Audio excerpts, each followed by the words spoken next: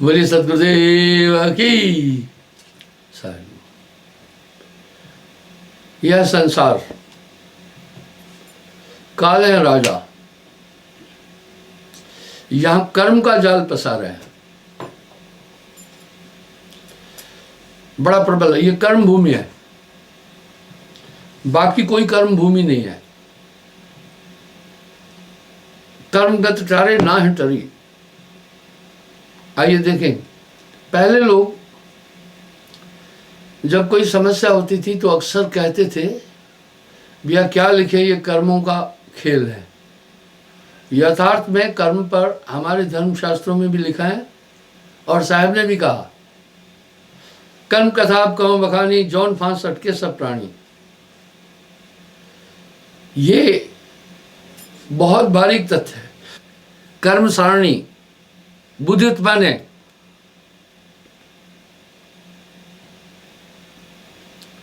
चारों खान कर्म अधिकाई, चारों खानी मिल कर्म जड़ाई। कर्म है धरती पवन आकाशा, कर्म है चंद्र सूर्य प्रकाशा, कर्म है ब्रह्मा विष्णु महेशा, कर्म ही ते भयो घोर गणेशा। आप देख सकते हैं कि बड़े बड़े तपस्वी ऋषि मुनि अवतार सिद्ध साधक कर्म का फल भोगते रहे।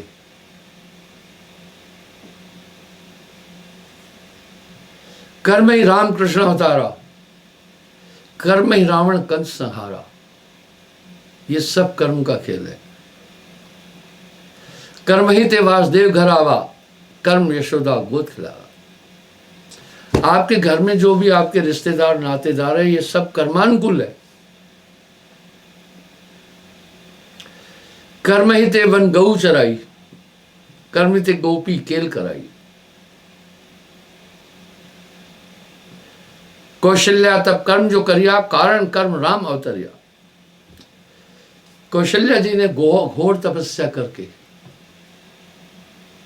वरदान मांगा था विष्णु जी से, तुम्हारे जैसा मेरा पुत्र हो। कर्म ही दशरथ कीन उदासा, कर्म ही राम दीन बनवासा।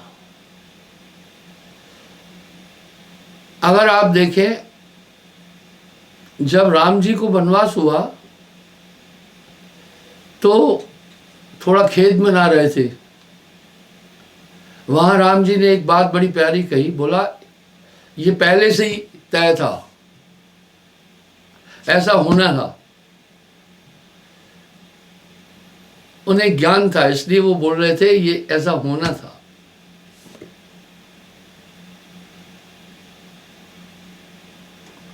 कर्म ही जाय सब जब धनुष चढ़ावा, कर्म ही जनक सुता सरनाया। ये सब कर्मों का खेल।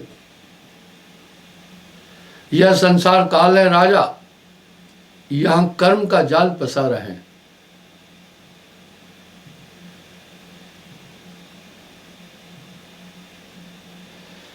कर्म रेखते कोई न मुक्ता, लक्ष्मण राम कर्म फल भुगता। हाँ, साहब ने हर क्षेत्र पर व्यापक रूप से बातचीत की है। कर्म हरियो सीता कहाई, दुख सुख कर्म ताहे भुगताई। अब आप थोड़ा सा देखें, अगर हम दिव्य विभूतियों की तरफ देखते हैं जिन्होंने घोर तपस्याएं की, साहब का ये शब्द, ये भजन बड़ा सटीक है। कर्म गति टारे ना है टरी, कर्म गति टारे ना है टरी। गुरु वशिष्ठ से पंडित ज्ञानी सोच के लगन धरी। वशिष्ठ जी से बड़ा कोई ज्योतिषाचार्य नहीं था और लगन सोचकर राम और सीता जी का ब्याह धरा। उसके बाद तो बहुत ही, जितना कुछ हुआ बड़ा दुखदाई हुआ। राम जी को वनवास हुआ, राम जी के विछोह में राजा दशरथ की मृत्यु हुई, सीता जी का हरण हुआ। ये सब कर्मानुकूल था। कर्म सागर बंधो बंद कहिया, कर्म ही जल जीवन दुख सहिया। गुरु वशिष्ठ से पंडित ज्ञानी शोध के लगन धरी, सीता हरण मरण दशरथ को वन में विपत पड़ी। नीच हाथ हरिचंद बिकाने, बलि पाताल धरी। कोटि गौ नृपदान करत, नित गिरकिटियों ने पड़ी। राजा मृग कहत कबीर, सुनो भाई साधो, होने हो के रही, कर्म गद्दार ना है। जब इतनी बड़ी बड़ी विभूतियां कर्म का फल भोग रही है, अब यहां एक बात आ रही है कि गुरु कर्मों को काट देगा, तो क्या है, कौन सा पदार्थ है ऐसा गुरु के पास? जब इतनी बड़ी बड़ी विभूतियां इस संसार में कर्मानुकूल फल को भोगे पाए, तो फिर गुरु किस तरह से कर्म काट पल में सब धोई? गुरु सब कैसे कर्मों को काट देगा? नाम की ताकत से रिमूव कर देगा। नाम जो रत्ती एक हो, पाप जो कोटि हजार, सवै जार के छार करे, जैसे चिंगी आग की पड़ी पुरानी घास। नामदान के समय जब नाम गुरु देता है तो वो ताकत बड़ी निराली है। उसकी कर्म कोश है जो हमारे शरीर में, भाग्य कोश जो है हमारे शरीर में, उसको जाकर के एंड कर देता है। वाह क्या बात है। यहां साहब पुनः पुष्टि दे रहे हैं, कोटि कर्म, एक दो नहीं, कोटि कर्म पल में कटे। हाँ, पल भर में जब आवे सतगुरु ओठ, ओठ कहते सहारा, यानी वो एक ऐसा तत्व जिसे नाम या सार शब्द भी कहते हैं, तुम में छोड़ेगा, जो पूरे हृदय को सफा कर देगा।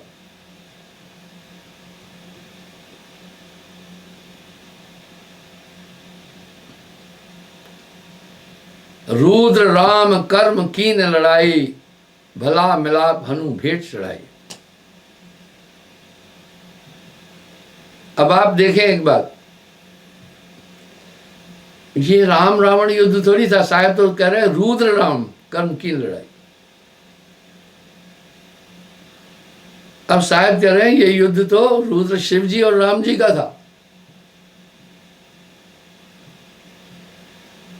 क्योंकि रावण शिव जी का अनन्य भक्त था। जो वो इतनी युद्ध कर रहा था, बैक में शिव जी का पूरा पावर था। आप विचार करें, अगर रावण अकेला ये सब काम करता तो 10 अवतारों में राम जी भी अवतार है ना। आखिर राम जी को, आदि शक्ति को, देवी को आहुत क्यों करना पड़ा रावण पर विजय प्राप्त करने के लिए? विचार तो कीजिए ना इन चीजों पर।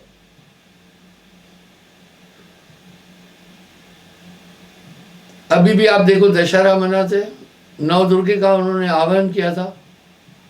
इसका मतलब है राम जी जानते थे, अनभिज्ञ नहीं थे, कि रावण के साथ रुद्र की पूरी ताकत है। इसका प्रमाण और देता हूं मैं। जब भी देवासुर संग्राम हुआ, जब भी देवता परास्त होने वाले होते थे, तो आदि शक्ति से ताकत मांगने जाते थे।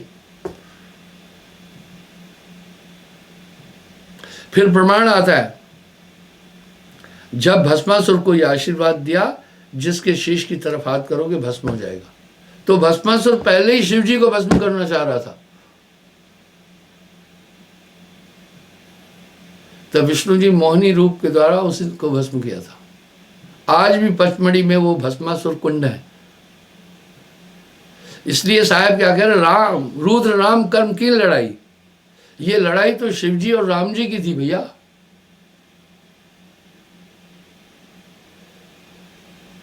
जो रावण युद्ध कर रहा था उसको पता था कि मेरे पास जो भी दिव्यास्त्र और शक्ति है ये शिव की है। तो साहब क्या करे, रुद्र राम कर्म की लड़ाई, भला मिला भनु भेंट चढ़ाई, कर्म रेख नहीं मिटे मिटाई, जीव पपी लंक हो जाए। साहब कह रहे ये कर्म का लेख नहीं मिटता है, मनुष्य को कर्म का फल भोगना पड़ेगा, इसलिए इसको कर्म भूमि कहते हैं। केवल यहां पर कर्म होते हैं। आखिर देवलोक देवता मनुष्य तन क्यों चाहते हैं? क्योंकि इस मनुष्य तन में विकल्प है बहुत। मैं छोटा सा उदाहरण देता हूं। मेरा स्मार्टफोन छोटा लाना,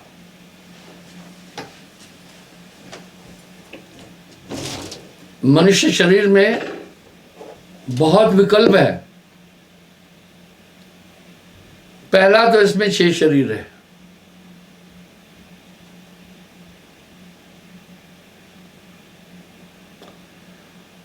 दूसरा इसमें अवस्थाएं हैं। देवताओं के पास 6 शरीर नहीं है। आखिर देवता मनुष्य बनना क्यों चाहते हैं? क्योंकि इसमें विकल्प अधिक है। जो देवलोक में है वहां कर्म नहीं है। मैं आपको एक ऋषि मृदुगल की कथा संक्षेप में पुनः सुनाता हूं। हालांकि मैंने इसकी व्याख्या पहले भी दी है। ये मेरा इतना छोटा सा फोन है, स्मार्टफोन है ये, इसमें पूरे सिस्टम है।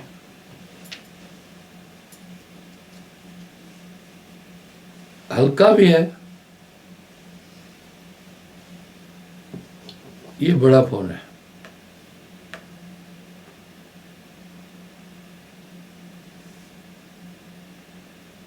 भारी है, जेब में रखने के बाद लटकता रहता है, इसलिए मैंने इसका विकल्प ये लिया। इसमें पूरे सिस्टम है। भावार्थ क्या है, मेरे कहने का क्या भाव है? मनुष्य तन में बहुत विकल्प है, जो देवत्व में भी ऐसे विकल्प नहीं है। ये कर्म भूमि है। यहां से मनुष्य जिस लोक में जाना चाहे जा सकता है। देवलोक भोग भूमि है, स्वर्ग आदि लोक भोग भूमि है। मैं आपको मृदगल ऋषि का वृत्तांत बताता हूं संक्षेप में। महान परमार्थी ज्ञानी थे मृदगल ऋषि, दक्षिण भारत के थे। उनके महान पुण्य प्रताप को देखकर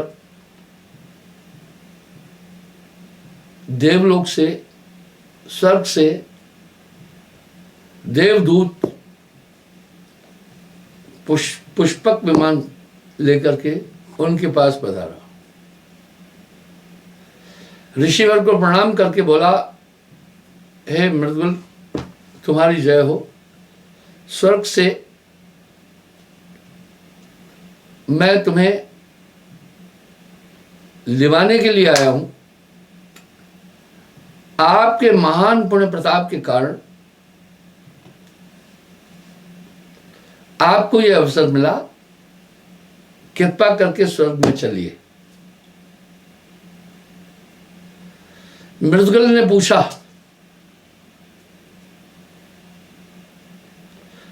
स्वर्ग में क्या क्या है? स्वर्ग कैसा है? वहां का वातावरण क्या है? जलवायु कैसा है? खान पान कैसा है? वहां रहने की शैली क्या है? स्वाभाविक था जब इंसान किसी यात्रा पर विदेश में जाता है तो वहाँ के जलवायु के अनुसार, क्लाइमेट के अनुसार कपड़े लेता है। मैं भी वैसा ही करता हूँ। देवदूत ने कहा, हे ऋषिवर, स्वर्ग अनुपम है, वहां समशीतो वातावरण है, समशीतोष्ण। वहां ऐसा ठंड नहीं है कि आदमी कांपे, और गर्मी भी नहीं है। दूसरा, वहां कोई रोग नहीं है। जैसे इस पंचभौतिक शरीर में रोग है, दुख है, बीमारियां हैं, वहां स्वर्ग में यूं नहीं है। स्वर्ग में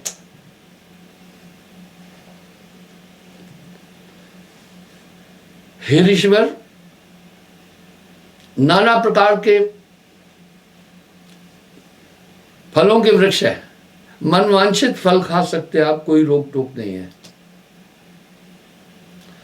बड़े रमणीक दृश्य हैं, नैना अविराम दृश्य है। वहां सुंदर सुंदर झरने हैं और मनवांछित सब पदार्थ प्राप्त हो जाते हैं।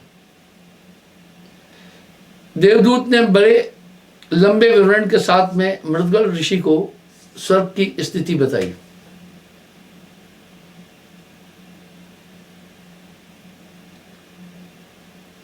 मृदगल ने पूछा, हे देवदूत, स्वर्ग में अभाव और कमी क्या है? नेगेटिव क्या चीज है? आपने स्वर्ग का तो विवरण बताया मुझे। बोला, हे ऋषिवर, स्वर्ग में पहला तो उन्नति नहीं है। जैसे मृत्युलोक में मनुष्य आगे बढ़ता है, कोई छोटा अधिकारी है तो बड़ा बन जाता है, कोई हवलदार है तो आगे अधिकारी बन जाता है। मृत्युलोक में विकास है, उन्नत है। स्वर्ग में विकास नहीं, कोई कर्म नहीं है, केवल वहां पर मृत्युलोक में किए हुए कर्मों का फल भोगा जाता है। बड़े विवरण के साथ में देवदूत ने मृदगल ऋषि को स्वर्ग का वर्णन बताया। उसके बाद बोला, और क्या कमी है? बोला, वहां भय है। मृदगल ने पूछा देवदूत से, स्वर्ग में भय कैसा? बोला, हे ऋषिवर, वहां सबके गले में, हाथों में अद्भुत पुष्पों की मालाएं हैं जो एक असाधारण खुशबू देती है। जब स्वर्ग से नीचे आना होता है 6 महीने पहले वो मुरझाना शुरू कर देती है और वहां से पुनः मृत्युलोक में आकर जन्म लेना पड़ता है। ये तो वैसा ही है जैसे एक कैदी परोल पर जेल से बाहर आया, जितने दिन की परोल मिली उतने दिन के लिए सिर्फ स्वतंत्र है, वापस उसे जेल में जाना ही जाना है।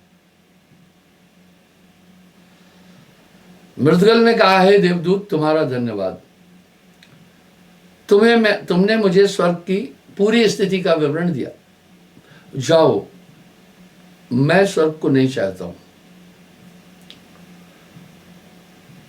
देवदूत ने कहा, है ऋषिवर, आप स्वर्ग क्यों नहीं चाहते? बोला, तुम्हारा स्वर्ग दूषित है, जहां भोग है केवल, वहां ज्ञान कैसा हो सकता है? वहां कर्म भी नहीं है। दूसरा, वहां भय है, जहां भय है वहां निश्चिंतता कैसे हो सकती है? इसलिए मैं तो यहीं से ही उस अनादि परम पद की प्राप्ति की चेष्टा करूंगा। वहां तो कोई तरक्की नहीं है, वहां तो कोई प्रयास ही नहीं किया जा सकता है, वहां तो मैं बाउंड हूं। वाह! वासुदेव कृष्ण ने भी कहा है, अर्जुन, मनुष्य अपने किए हुए शुभ कर्मों का फल पाने के लिए स्वर्ग आदि लोगों में जाता है, फिर कर्माणि छीने पर मृत्यु लोका, कर्मों का फल भोगने के बाद पुनः मृत्यु लोक पे आता है। जैसे रहट कुएं में चलती है तो कभी डोल ऊपर होते कभी नीचे होते, इस तरह ये जीवात्मा नाना जन्मों से विविध शरीरों को धारण करती आ रही है। अच्छा है कि हमारे धर्म शास्त्रों में कम से कम इसका विवरण भी दिया है। इतना तो कहा गया है ना, 84 लाख योनियां भोग कर मनुष्य तन की प्राप्ति होती है। तो इस तरह से स्वर्ग आदि को भी नहीं चाहता है महात्मा, सिद्धियों को भी नहीं चाहता है, वो महानिर्वाण को चाहता है जहां पुनर्जन्म न विद्यते।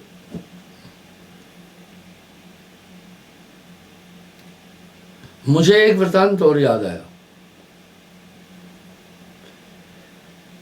एक बालक ने, ये रूस की बाल कथा में आता है, रूस से एक पत्रकार, नारी पत्रकार भी निकलती है। एक बच्चे ने जब कुछ सीरियल देखे स्वर्ग के, वहां का सुख देखा, बच्चे ने जिद पकड़ लिया, कहा मैं यहां नहीं रहना है, मैं स्वर्ग जाना है। अब वो न खाए न पिए, दिन प्रतिदिन कमजोर हो रहा था। माता पिता बहुत परेशान हो गए। बाल हट प्रसिद्ध हैं, बस वो एक ही जिद पकड़ा था, मुझे स्वर्ग जाना, यहां नहीं रहना है। यहाँ पर मक्खी मच्छर है, यहाँ पर सर्दी गर्मी है, यहाँ पर बाकी चीजें हैं, यहाँ पर गंदगी है, स्वर्ग में तो आनंद ही आनंद है ना। एक कहावत है, ढोर दूर से सुहाने लगते हैं लेकिन नजदीक आओ तो उनके शरीर से बदबू आती है।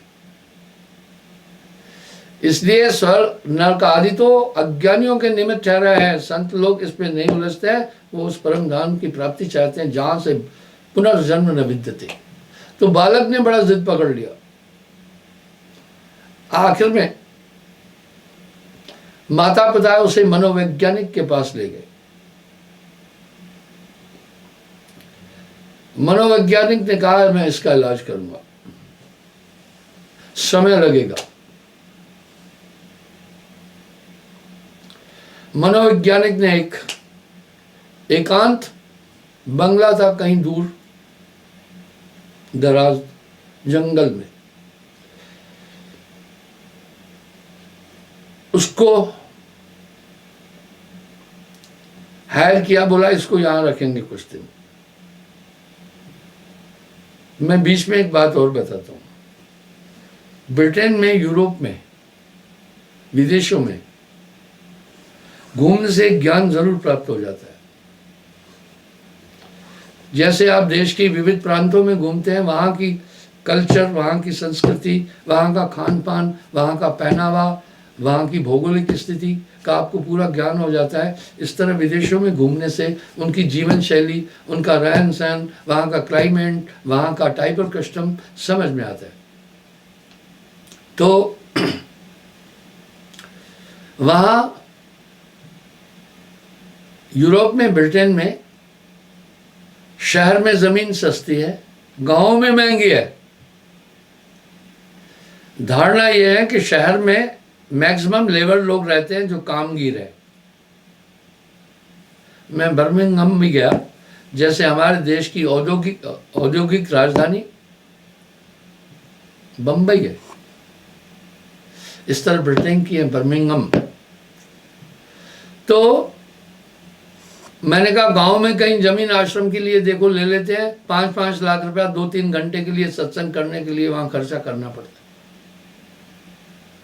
2-2, 3-3 हजार रुपये एक आदमी के भोजन के लिए देने पड़ते हैं। वहाँ आप वहाँ प्रिपरेशन नहीं कर सकते। कोई टेरेस, कोई होटल, वो कोई ऐसा स्थान, इवन मंदिरों में भी वहाँ पैसा बहुत लग जाता है। तो मैंने कहा भाई ज़मीन लें। बोला ज़मीन यहाँ बड़ी महंगी है। हमने कहा मिलजुल कर देख लेंगे। गांव में कहीं देखो सस्ती ज़मीन, क्योंकि अक्सर मैं यहाँ गांव में आश्रम बनाता हूँ। बोला गुरुजी गांव में तो ज़मीन और महंगी है। मैं बोला वो क्यों?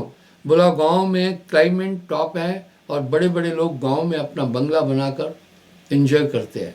वाह, इस तरह ऐसा ही एक बंगला उसने हायर किया मनोवैज्ञानिक ने। उनको बोला किसी रात्रि को अचानक मैं इस बालक को उठाकर उसमें ले जाऊंगा, वहाँ पूरी व्यवस्था है, अच्छे अच्छे फल भी है उसमें, अच्छे अच्छे वृक्ष भी है उसमें, और सफाई भी बहुत है, खेलने का भी संसाधन है, अच्छी व्यवस्था है वहाँ। बालक को वहाँ पर मैं ले जाऊंगा। बोला ठीक है। एक रात्रि जब वो गहन निद्रा में था, वो मनोवैज्ञानिक उसको लेकर के उस महल में ले गया, और 2-3 लड़कियां जिन्हें अप्सरा का स्वरूप और वस्त्र पहनाए हुए, उनको भी वहां रखा। बालक जब सुबह उठा, उन सभी अप्सराओं ने उसका अभिवादन किया, उसे प्रेम किया। उसने पूछा आप कौन है, मैं कहाँ हूं? बोला आप स्वर्ग में आ चुके हैं। बड़ा खुश हुआ। बोला हम स्वर्ग की अप्सराएं हैं, आप स्वर्ग में पहुंच चुके हैं। बालक बड़ा खुश हुआ। उसको अच्छे अच्छे फल दे रहे थे, मेवे दे रहे थे, सभी चीजें दे रहे थे। तो उसने कहा मम्मा। बोला स्वर्ग में मम्मा नहीं होती है। बच्चा था, थोड़ा थोड़ा उदास होने लगा सभी संसाधन के बाद भी। फिर बोला पापा। बोला पापा भी स्वर्ग में मम्मा पापा नहीं आते। फिर अपने पड़ोस में रहने वाले बच्चों के लिए कहा जिनके साथ खेलता था। बोला चुन्नू मुन्नू, और खेल से तो बालकों का बड़ा आंतरिक संबंध है। बोला यहाँ कोई और बच्चा नहीं आ सकता है, तुमने शुभ कर्म किए, अच्छे अच्छे पलंग है, अच्छा अच्छा फल है, अच्छे अच्छे मेवे हैं, अच्छे खेलने के सभी संसाधन हैं, और एंजॉय करो। वो 2-4 दिन बाद ऊब गया। उनको कहने लगा मैं स्वर्ग में नहीं रहना है। अप्सराओं ने कहा, जो बनावटी थी, भाई तुम्हारी इच्छा थी स्वर्ग आने की, अभी यहां रहना पड़ेगा। बोला ना, मुझे मम्मा के पास ले चलो। बालक के लिए मां की गोद से बड़ा कोई स्वर्ग नहीं होता है। मां उसकी वेल संरक्षक है, इसलिए मां को ईश्वर से भी बड़ा बोल दिया गया। उसने कहा ना, मैं यहां उब रहा हूं, मुझे नहीं चाहिए खिलौने फिलौने। यहाँ ना मम्मी है, ना पापा है, ना भाई है, ना बाकी मेरे मित्र हैं जिनके साथ मैं खेलता था। क्या करना है तुम्हारा स्वर्ग में? बोला ना ना यहाँ। अब बच्चा वहां रोने लगा। मनोवैज्ञानिक ने देखा कि ये सही में यहां से उपराम हो चुका है, ऊब चुका है। अब उसने जिद ठानी, मुझे मम्मा पापा के पास जाना है, तुम्हारा स्वर्ग नहीं चाहिए। जब मनोवैज्ञानिक ने ये अनुभव कर लिया कि अब इसका स्वर्ग से मोह भंग हो चुका है, एक रात्रि फिर नींद में, गहरी नींद में था, उठाकर उसको घर में छोड़ के आ गए। जब सुबह उठा, मां सामने मुस्कुराती मिली, मां से गले मिला।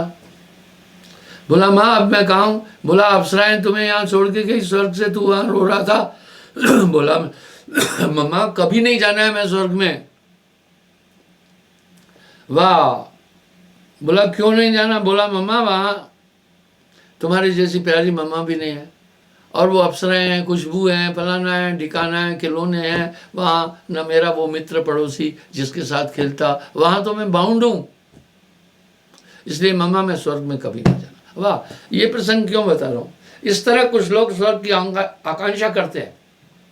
अब यहाँ साहब क्या करे, नर्क स्वर्ग बीच बासा करे, वो भी भ्रम रूप है। इसलिए ये पूरा काल का खेल है। यहां साहब एक बात कहते हैं, अब पूरी दुनिया स्वर्ग की दीवानी है। आपको मृदगल ऋषि का मैंने एक वृत्तांत बताया, उसने स्वर्ग को नकार दिया। मैं पुनः इस बात को दोहरा रहा हूं, ये कर्म लोक है, ये संसार दुखों का घर होने के बाद भी बहुत रोमांचित और आकर्षित है। इस संसार की विशेषता यह है, यह कर्म भूमि है। यहाँ से जहाँ भी इंसान जाना चाहे, ये वो चौराया, ये वो जंक्शन है कि जहाँ भी चाहे जा सकता है। इसलिए ये मनुष्य तन बहुत दुर्लभ है, इसको हल्के में मत लेना। इस देह का कर्तव्य केवल खान है या पान है, यही समझ है मूर्खता, यही महा अज्ञान है। कुछ नहीं रखा कहीं पर भी। लेकर बोले भव सिंधु में, फिर इस संसार सागर, मनुष्य संसार सागर से पार। इसका रोमांच यही है, यहाँ ऑप्शंस ज्यादा है। ये 4000 5000 का मोबाइल है, और ऐसा एक और मोबाइल है 1200 का है, पर उसमें ऑप्शन नहीं है, उसमें नेट नहीं है, उसमें कैमरा नहीं है। अब मैंने कैमरा भी स्टार्ट कर लिया, इसमें कैमरा स्टार्ट हो गया, कैमरा स्टार्ट हो गया। उसमें ऑप्शन नहीं है। मनुष्य तन में ऑप्शन है। तभी तो साहब कह रहे हैं, धन भाग जगी रे, धन भाग जगी रे, मानुष देह मिली रे मिली। आगे चेतावनी देकर कह रहे हैं, मानव होकर ना मरा, मरा तो डांगर डोर। मनुष्य मरता नहीं, वो तो अमरत्व की तरफ जाने के लिए उसको ये तन मिला। इस देह का कर्तव्य केवल खान है या पान है, यही समझ है मूर्खता, यही महाज्ञान है। तो साहब भी कह रहे हैं, धन भाग जगी रे, मानुष देह मिली रे मिली। ये मोक्ष का द्वार है। तभी तो गोस्वामी जी रामायण में भी कह रहे हैं, सुर दुर्लभ, सुर देवताओं को कहते हैं दुर्लभ, उनको भी नहीं मिलने वाला। सुर दुर्लभ मानव तन पाया, श्रुति पुराण सदग्रंथ तन गाया। साधन धाम मोक्ष का द्वार है, ये मोक्ष का द्वार है। जे न पाए परलोक सवारा। इसलिए इस देह का कर्तव्य केवल खान है या पान है, यही समझ है मूर्खता, यही महाज्ञान है। पहले अपने दिमाग में आप एक चीज पक्की रखें, यहाँ आदमी ये कर्म रेख बंदा सब कोई खानी बानी देख विलोई, वेद कितेब कर्म ही गाया।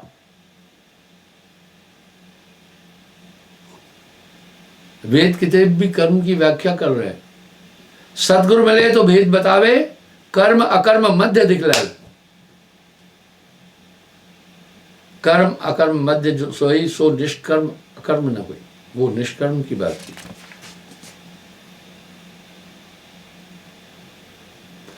गोरख भरतरी गोपी चंदा, कर्म फांस सभी पुन बंदा। हाँ, ये तो चौंकाने वाली बात है। कर्म फांस तहमा लग राखा, जहां जहां लग वेद व्यास कुछ भाखा। वेद व्यास जी ने ही वेदों को भी लिखा है। कह रहे जहां तक उन्होंने लिखा, ये सब कर्म के अंदर आता है।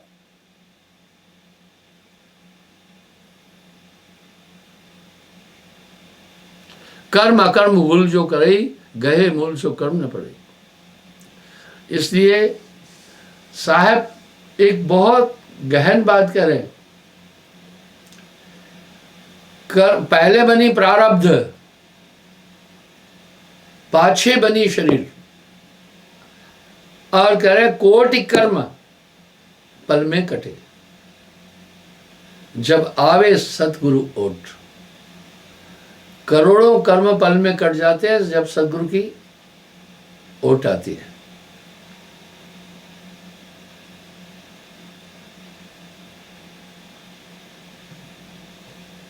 आगे कह रहे हैं,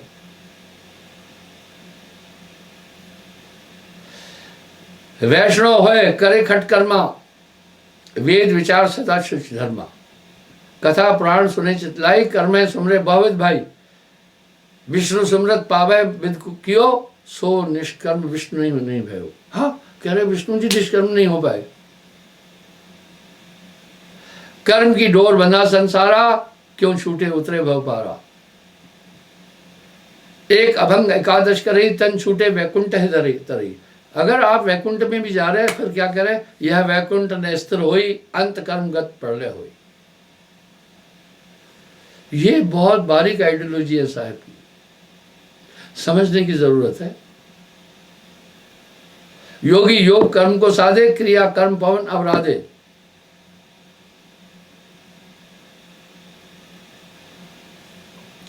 साहब कह रहे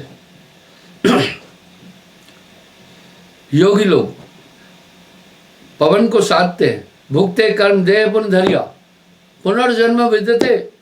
ये 84 का फेरा कटेगा नहीं, ये बहुत पीड़ादायक है। जन्म मरण को दुख अति भारी। सन्यासी जो बन बन फिरई, होए निष्कर्म कर्म फिर करई, जीवत दग्ध देह को करई, जटा बढ़ाए व्यसन परिहरई। हाँ, जटाएं बढ़ाकर व्यसन का परित्याग करते हैं, लेकिन पुनर्जन्म आता है। कोई नगर कोई बज कसोटा, भरमत प्रेस सहे पग टोटा। राजद्वार आवे अवतारा, भुगते कर्म अकर्म व्यवहारा। कर्म ते राज, तब से राज से नर्क। इसलिए ये रहट की तरह ये जीवात्मा अनादिकाल से चक्कर काटता आ रहा है, बार बार पुनर्जन्म हो रहा है, अनंत जन्म हो चुके। साहब कह रहे हैं बहर न आवे यह संसारा। इसलिए साहब ने उस नाम की पद्धति को इस संसार को दिया। वो नाम एक पूर्ण सद्गुरु जब देता है, अंतःकरण को शुद्ध कर देता है, और मन और जो कर्म कराने वाली विरोधी शक्तियां शरीर में निवास कर रही है वो सब हट जाती है। इसलिए साहब ने और संतों ने नाम को महत्व दिया, नाम को विशेष स्थान दिया। कली में केवल नाम आधारा, समर समर भवत रहो बारा। बच्चियों एक उपाय, सार नाम को पाएगी। तो बंधु, इस तरह से आज मैं पिछले 3 दिन से कर्म क्षेत्र पर बात करता आ रहा हूँ, लेकिन ये बात पूर्ण नहीं हो रही है। कर्म का ऐसा ही विधान है, कर्म प्रधान विश्व रच राखा, जो जस करे सो तस फल चाखा। ये कर्म भूमि है, यहाँ विचार करके कार्य करना। साहब कह रहे यह संसार काल है राजा, यहाँ कर्म का जाल पसारा है, ये सभी कर्म जाल में उलझे हुए हैं। तो जब नाम हो आ जाता है तो ये अंतःकरण शुद्ध हो जाता है। नाम बिना हृदय शुद्ध ना हुई, कोटिन भांत करे जो कोई, तब वो सब कर्म सारणी बुद्धि खत्म हो जाती है और अंतर में परमात्मा के मिलने की तड़प जग जाती है। गुरु ग्रह को जगा देता है और ये संसार को असार दिखा करके वो नाम की ताकत अंदर से आपको समझाती चलेगी, आपको सजग करती चलेगी। साहब कल पुनः हाजिर हो जाऊंगा।